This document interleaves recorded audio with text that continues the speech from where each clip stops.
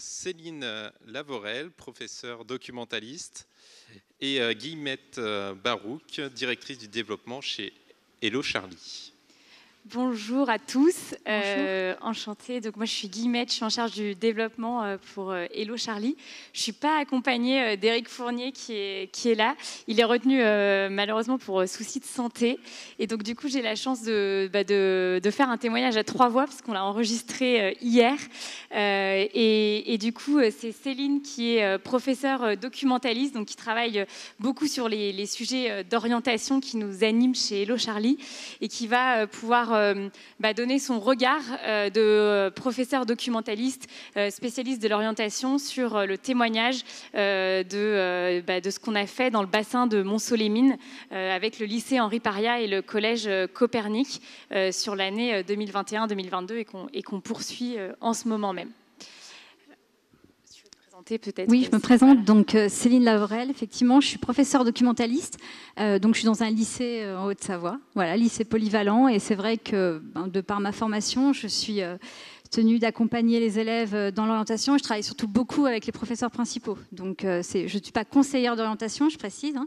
Je suis là en relais et je travaille beaucoup sur des séances avec les enseignants. Avant de commencer, de rentrer dans le vif du sujet avec les témoignages, un petit mot sur ce qu'on fait chez Hello Charlie pour ceux qui ne nous connaissent pas.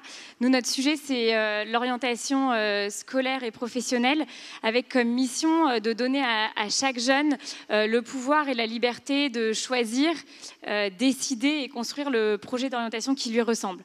Et du coup, on a différents dispositifs. On travaille avec les jeunes de 14 à 25 ans à peu près, sur des jeunes qui sont sortis du système scolaire, donc avec les décrocheurs. Mais aujourd'hui, on va vous parler de ce qu'on fait avec ceux qui sont dans l'institution et qui doivent s'orienter classe après classe, puisque dès la classe de 4e, on propose une ressource numérique qui peut être utilisée en classe ou en autonomie pour atteindre année après année, au fil de l'année, des grands objectifs d'orientation qui peuvent être, par exemple, en seconde, se positionner sur un choix de spécialité pour la première, mais bien plus que ça aussi, apprendre à se connaître, à mettre des mots sur qui on est, ce qu'on aime faire, et puis mettre des mots aussi sur un environnement de travail idéal, etc.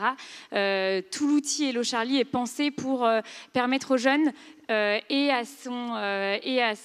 l'équipe pédagogique d'avancer au rythme que l'on souhaite sur des grandes missions d'orientation et des objectifs qui vont lui permettre d'avancer. Et ce qu'on le fait, on le fait avec une application et avec une particularité, c'est qu'on a décidé de vraiment faire ça dans les codes et les usages des jeunes.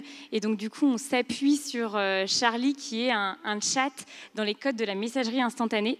Et le jeune, l'élève, il va pouvoir chatter avec Charlie pour pour réfléchir et cheminer sur son orientation professionnelle. Le contexte du projet qu'on a mené avec le lycée Henri Paria et le bassin de Mont-Solémine, c'est un lycée qui est école laboratoire, donc qui a la chance d'être soutenu par le rectorat de Dijon pour tester des dispositifs innovants. Et qui, avec la réforme du baccalauréat, s'est rendu compte que le travail sur l'orientation prenait de plus en plus de place et devait être pensé de façon continue entre un cycle collège et un cycle lycée, puisque dès la seconde, on va demander aux jeunes d'aller choisir des spécialités, que les cartes ont été un peu rebattues sur ce sujet de l'orientation. Et donc, du coup, un vrai enjeu à collaborer ou coopérer. Je n'ai pas complètement tranché sur la première intervention de Thierry Pic, mais en tout cas, à essayer entre bassins, entre collèges, entre lycées, de travailler de façon commune l'orientation.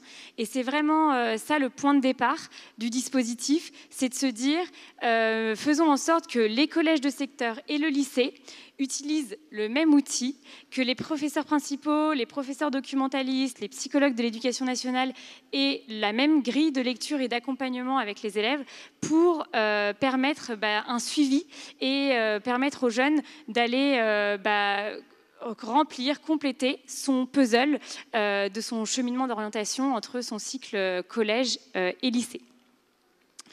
Donc, la première vidéo, je vais vous passer 2 vidéos de suite. La première vidéo, c'est vraiment pour vous expliquer quel a été le dispositif au sein du lycée Henri Paria et du collège Copernic et comment s'est mis en place le projet. Je vais laisser la vidéo se lancer. Alors, donc, dans le cadre de l'école laboratoire, nous avons effectivement essayé de trouver des partenaires, hein, qui pourraient nous amener à travailler sur cette dimension du parcours à venir des élèves. On a eu à un moment donné, dans un échange de mails, un contact avec Hello Charlie. L'idée nous est venue de mettre en place, après quelques réunions, quelques échanges de travail, où on avait chacun à sa portée. L'établissement, bien évidemment, pour les enseignants, par rapport aux objectifs tout à l'heure, d'essayer d'avoir des outils pour alimenter le travail des enseignants, et puis la société par elle-même qui avait envie d'améliorer et de développer son produit, avec le souci, et qu'on va retrouver dans le cadre du partenariat au fil de l'eau, de toujours coller au plus près des besoins et de tenir compte des remarques. Donc, on a travaillé déjà au départ, donc Hello Charlie et le lycée Paria, et on a ajouté un collège de secteur, celui qui accueille une grosse majorité des élèves du lycée, et donc le collège de Saint-Vallier. On a travaillé avec la principale. Et on a essayé de partir sur une première base d'un embarquement de 12 classes de seconde, une classe de première générale, 2 classes de terminale techno en ce qui concerne le lycée, et puis, j'allais dire plus modestement, mais en tenant compte des contraintes du collège, une classe de troisième, une classe de quatrième avec leurs professeurs principaux. Voilà. Et ensuite, on est bien parti sur l'idée de proposer ensemble et de travailler à l'élaboration d'un outil adapté aux besoins des acteurs de l'orientation. On est parti sur une base de co-construction où nous, on avait une sorte de cahier des charges quand même, au niveau des établissements, qui était de pouvoir trouver un outil qui nous permette d'avoir un suivi le plus proche de la réalité des évolutions du projet du jeune, sa progressivité, on va dire, la progressivité de la démarche, la possibilité d'avoir des séances de travail, j'allais dire, clés en main aussi, parce que c'est quelque chose d'important pour les enseignants qui découvraient cette mission un peu plus approfondie. Donc, on est bien dans l'outiller quelque part, et faciliter les choses. On a travaillé d'abord classiquement, j'allais dire, comme le fait Hello Charlie, sur l'embarquement des personnels et de l'établissement de façon plus large. On a mis en place un comité de pilotage qu'on a réuni régulièrement, pas trop souvent, mais régulièrement dans l'année, avec à chaque fois un recul suffisant sur des temps de pratique, donc au niveau des enseignants, des classes et des élèves, d'une façon plus individuelle. Et puis, on a eu des échanges réguliers, les coordonnateurs, les chefs d'établissement. Dans mon établissement, c'était une CPE, Madame B, qui travaillait sur ce dossier plus particulièrement. Donc, on avait des temps d'échange et de régulation au fil de l'eau. Et pour un résultat qui, au bout du bout, nous a permis de constater ce que j'évoquais tout à l'heure, c'est-à-dire des évolutions notables sur l'application, tant au niveau de son contenu que de son ergonomie. Ça a été très, très, très intéressant de voir que cette prise en compte, au bout du bout, à la rentrée, alors je ne suis plus dans l'établissement pour le vérifier, mais j'ai toujours mes sources en termes de suivi, j'allais dire, on a des enseignants qui maintenant ont, j'allais dire, élargi leur palette de compétences au niveau de l'orientation, entre autres grâce à cet outil, mais après on croise aussi différents outils, bien évidemment. Donc, ce que décrit ici Éric Fournier comme dispositif, c'est un dispositif aussi sur lequel en fait on a proposé notre ressource numérique et on est allé plus loin en profitant de cette école laboratoire pour justement prendre les retours des enseignants et co-construire. Alors nous on parle beaucoup de co-construction, mais c'est je pense du coup de la coopération pour justement adapter et proposer des nouvelles fonctionnalités sur notamment les outils pour les enseignants avec un espace Hello Charlie dédié aux enseignants qui a été enrichi des remontées et de tout le travail qu'on a fait l'année dernière, notamment avec le lycée Henri Paria. Je vais passer une deuxième vidéo sur ce que ça a changé dans la pratique et ce que ça change encore dans la pratique de ces deux établissements côté collège et lycée, d'utiliser Hello Charlie avec les équipes d'enseignants. Et puis après, je t'interrogerai, Céline, sur ton regard à toi. Alors, on a échangé avec Maud B sur cette question-là a posteriori, et puis avec ma collègue du collège aussi. On a véritablement vu un intérêt croissant pour les enseignants dans la mise en œuvre du parcours à venir et plus globalement dans le rôle, dans le métier de professeur principal. On a vu, enfin moi j'ai vu des enseignants qui étaient rassurés parce que donc ils avaient un support avec des outils, ils étaient guidés aussi, donc ça c'était plutôt positif. Et j'allais dire, ça c'est au niveau des enseignants, ils pouvaient prendre appui sur des séances clés en main. Et au niveau des élèves, au niveau des pratiques, eh bien, il y a eu une évolution aussi parce que on est dans un système qui est beaucoup plus proche de leurs pratiques de jeunes, et puisqu'ils pouvaient faire appel en établissement, en lycée en tout cas, au téléphone portable. Donc c'était aussi s'appuyer sur un outil très en vogue, quelque part chez nos jeunes, mais pour la bonne cause. Et donc, ça rendait les choses beaucoup plus ludiques et beaucoup plus intuitives aussi pour eux. Donc, c'est un nouveau cadre et ça a fait évoluer aussi leur pratique et leur regard, je pense, sur l'orientation malgré tout aussi. Voilà. En sortant un petit peu des sentiers battus, des traditionnelles fiches métiers qu'on pouvait peut-être avoir auparavant. Bon, après, il y a toutes les bon, j'ai dit tout à l'heure que c'était très intéressant de croiser les outils, mais là, pour le coup, voilà, eux, on les a embarqués assez facilement.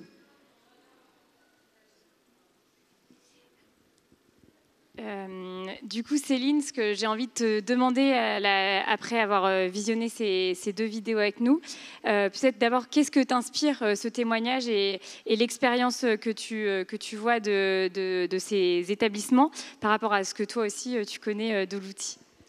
Alors du coup, moi, quand j'ai visionné ces deux vidéos, il y a deux points en particulier qui m'ont tout de suite interpellée. Du coup, le premier, c'est j'entends des enseignants rassurés. Donc là, je pense qu'il faut se rendre compte, alors vous en rendez certainement compte de votre côté aussi, que la problématique, enfin la thématique de l'orientation, c'est pas forcément quelque chose d'aisé auprès des professeurs principaux qui doivent s'en charger en général.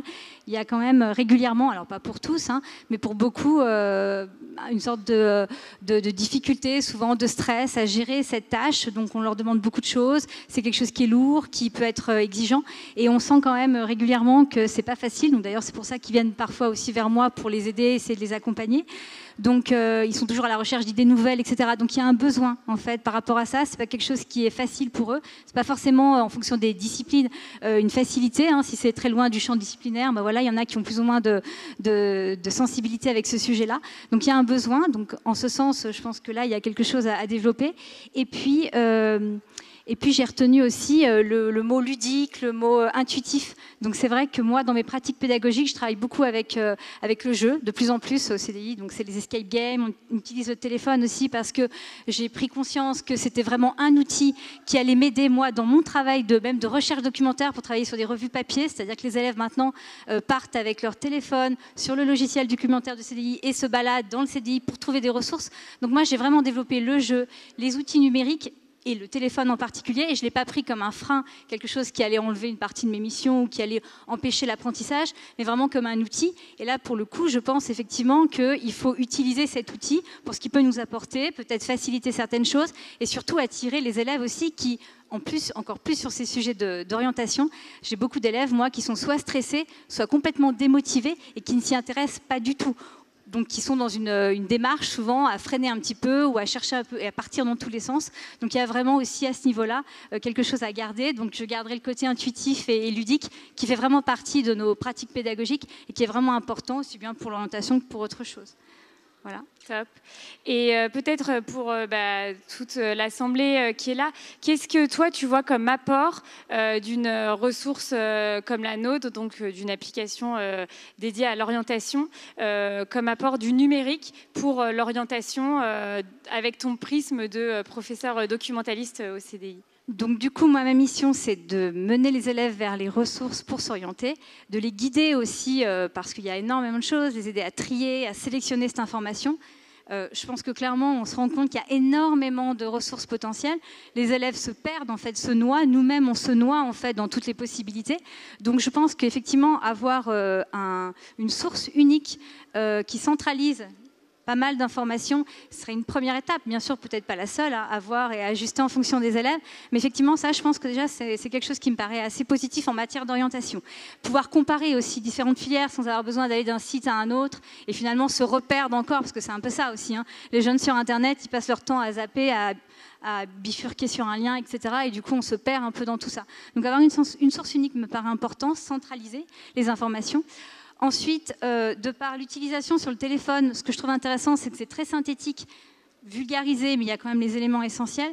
Et du coup, ça permet aussi d'aller justement à contrer toutes les difficultés qu'ont les élèves parfois face à des pages et des pages Internet où effectivement, encore une fois, c'est difficile pour eux de synthétiser, d'accrocher à l'information essentielle, etc.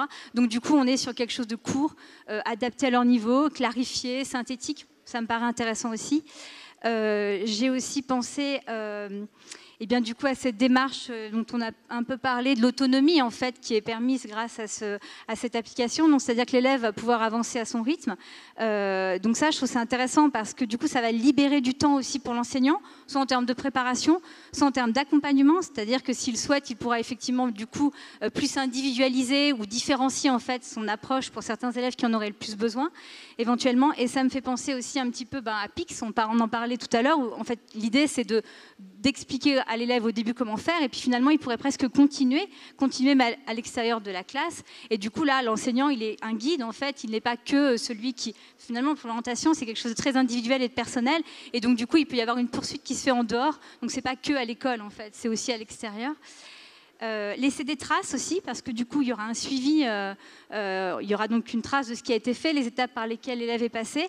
Et donc ça, c'est quelque chose que moi, j'ai recherché depuis 2 ans avec le grand oral, par exemple, vous savez, cette nouvelle épreuve du bac, où les élèves, en fait, en deuxième partie, après avoir traité leur thème, doivent présenter leur projet d'orientation. Et souvent, moi, je fais partie des jurys, on a des élèves face à nous qui nous présentent un projet d'orientation, mais quand on leur demande, du coup, de rentrer dans le détail, d'expliquer pourquoi ce choix, pourquoi ce métier, et finalement, on n'attend pas grand-chose, si ce n'est juste un avis ou un minimum de cheminement, en fait, on se rend compte que ce cheminement n'existe pas, ou alors, c'est pas qu'il n'existe pas, c'est simplement que les élèves, en fait, voilà, dans cette dynamique de bizutage, enfin, pas de bizutage, excusez-moi, de zapper, voilà, de zapping, vont, en fait, régulièrement répondre à la demande de l'enseignant, voilà, j'ai ma fiche métier, j'ai fait ce qu'il fallait, sortent du cours, et au final, oublient ou perdent leur feuille, et il n'y a pas de trace, en fait, de ce cheminement. Donc, c'est intéressant, je pense, d'avoir un outil qui pourrait rassembler, en fait, ces différentes étapes et servirait du coup pour le grand oral.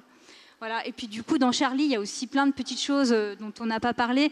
Moi, j'ai aperçu aussi des références vers des livres, vers des médias, des films. Donc l'idée, en fait, c'est de créer vraiment une culture en fait, de l'orientation, de se dire que sensibiliser les élèves sur peut-être certains métiers à travers la littérature, à travers le cinéma. Et du coup, là, moi, j'y trouve mon compte aussi en tant que documentaliste, parce que du coup, c'est plutôt une culture en fait, de l'orientation qui est proposée à travers ces petites suggestions. Super. Pas mal de choses déjà. Non, merci. Puis je vois que le temps file. On va terminer avec ce que Eric, lui, retient de positif du dispositif. Tac. Dernière petite vidéo courte. Au fonctionnement classique, et de l'élève, déjà, pour lui, il peut travailler en 2 temps. Il peut à la fois travailler sur des petites séances animées proposées avec les enseignants dans le cadre d'un moment d'orientation, hein, on peut l'appeler de l'accompagnement personnalisé à l'orientation. Nous, on appelait ça parcours de réussite. Mais la possibilité aussi de pouvoir travailler seul. Et de pouvoir travailler seul à la maison, dans le bus, à l'extérieur, à n'importe quel moment, et d'avancer. L'outil, il a ça de très bien, c'est que l'élève peut avancer. Et je pense que où on a pu travailler avec Hello Charlie, c'est sur la restitution et la possibilité à côté pour le professeur principal de laisser avancer l'élève, mais de pouvoir suivre son avancée dans l'établissement. Au fil de l'année scolaire. Je sais que maintenant, dans la nouvelle architecture, on parle d'objectifs à l'intérieur de missions. Et ce qui est intéressant, c'est que l'élève, il peut faire aussi des retours en arrière et reprendre certaines choses. Et on voit des élèves qui ont une évolution tout au long de l'année. Les enseignants en tiennent compte et ils ont cet outil dont ils utilisent, alors que ce soit eux ou les psy EN, pour pouvoir réguler un petit peu le parcours d'orientation du jeune, le conseiller au travers d'échanges, d'entretiens ou d'activités complémentaires. Et ça, je crois que c'est un réel plus. Voilà, du coup, peut-être avant de prendre les questions, ce que vous avez sûrement compris, c'est que nous, notre travail avec les établissements scolaires, il se fait aussi en co-construction, en coopération, pour justement aller récupérer et être toujours plus près des usages des établissements scolaires. Et c'est grâce au retour des enseignants qu'on enrichit aussi les pratiques autour de notre outil.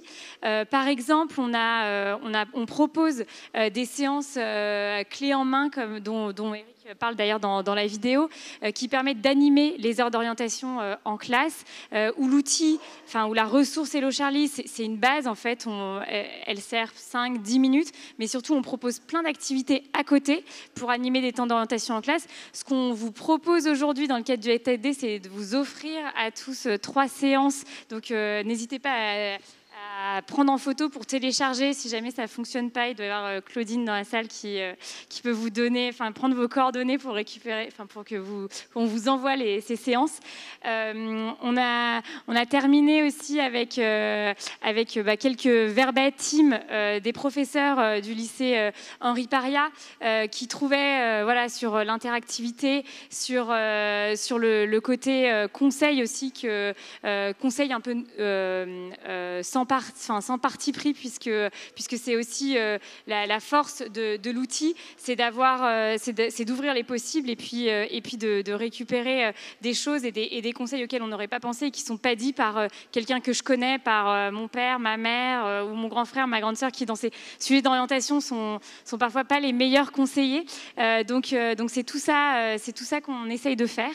Et donc voilà, j'espère que ce témoignage vous a bien intéressé, et on est là avec Céline pour prendre vos questions. Merci beaucoup. Alors c'est toujours moi qui commence.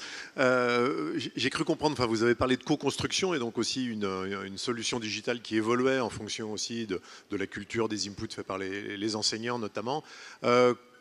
Concrètement, combien de temps ça prend? C'est-à-dire, je suis un établissement et j'ai envie de rentrer dans une démarche de ce type-là.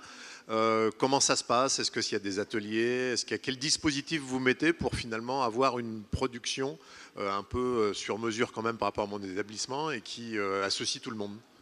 Ouais, alors ce qu'il faut bien avoir en tête, c'est que le projet dont on parle aujourd'hui, c'est vraiment permis grâce au statut école laboratoire du lycée Henri Paria.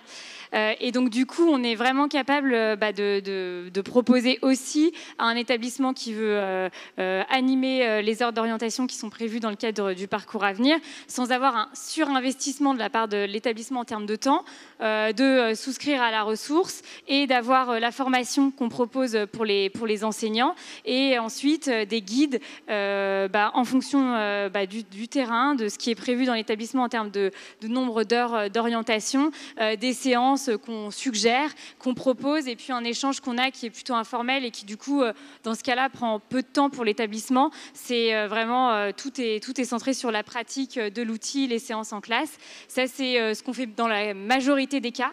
Dans le cadre de ce projet particulièrement, l'idée, c'était en effet de profiter du statut laboratoire, du statut aussi privilégié de ces équipes-là qui ont l'habitude de ces schémas de co-construction, de retour, etc.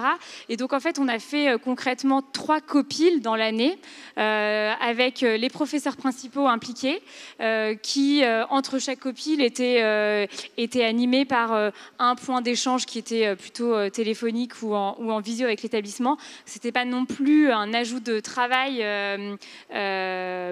colossal. Ce qui est assez intéressant de noter, c'est que ce que disait Eric dans une des vidéos que j'ai pas passé là, puisque j'ai sélectionné par rapport à l'enregistrement que j'ai fait de lui hier, c'est que justement le fait d'impliquer les enseignants sur des projets comme ça et de voir que leurs retours sont pris en compte dans des logiques de co-construction, je pense qu'il y a d'autres ressources qui sont exprimées aujourd'hui qui sont dans le même, qui travaillent de la même façon. Ça permet vraiment aux enseignants de se sentir engagés, écoutés, et du coup de leur donner envie d'y passer aussi peut-être plus de temps que ce qu'ils auraient imaginé sur l'orientation. Je ne sais pas si j'ai répondu à la question. Est-ce qu'il y a d'autres questions ?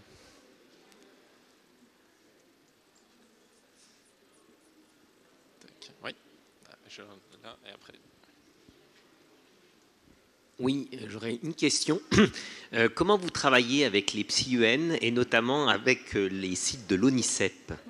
Et ma deuxième question, c'est est-ce que ça n'a pas été un peu difficile de le faire sur un bassin, c'est-à-dire en associant plusieurs lycées ou plusieurs collèges ?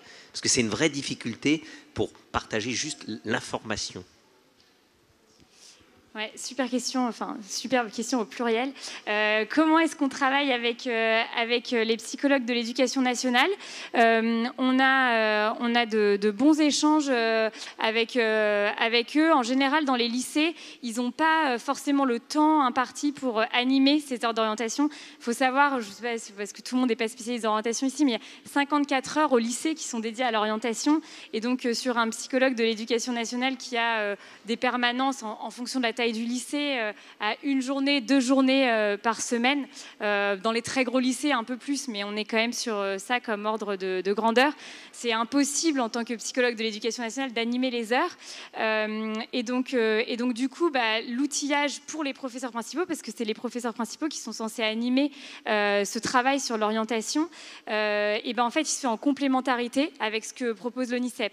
C'est-à-dire que nous, on propose une ressource numérique qui n'est pas antinomique avec l'ONICEP, qui est vraiment en complémentarité. D'ailleurs, nos fiches métiers, elles proviennent aussi, je ne sais pas, quelqu'un disait ce matin que dans le numérique, il y a un côté open source qui est intrinsèque, évidemment, et donc on s'appuie aussi sur les données de l'ONICEP. On n'est pas allé réécrire tout ce qui se fait sur toutes les formations, tous les métiers de la Terre.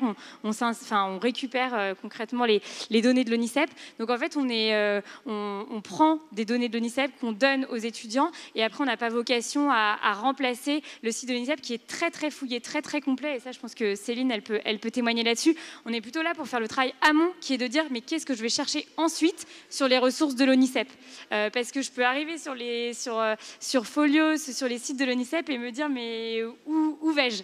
Et donc on est vraiment sur cette brique amont. Oui, c'est relativement synthétique, mais c'est vrai que c'est une vulgarisation en partie, en tout cas de ce que j'ai vu, et une partie c'est vulgarisé en fait. Mais après, voilà, si on souhaite poursuivre dans l'approfondissement, c'est plus une accroche en fait.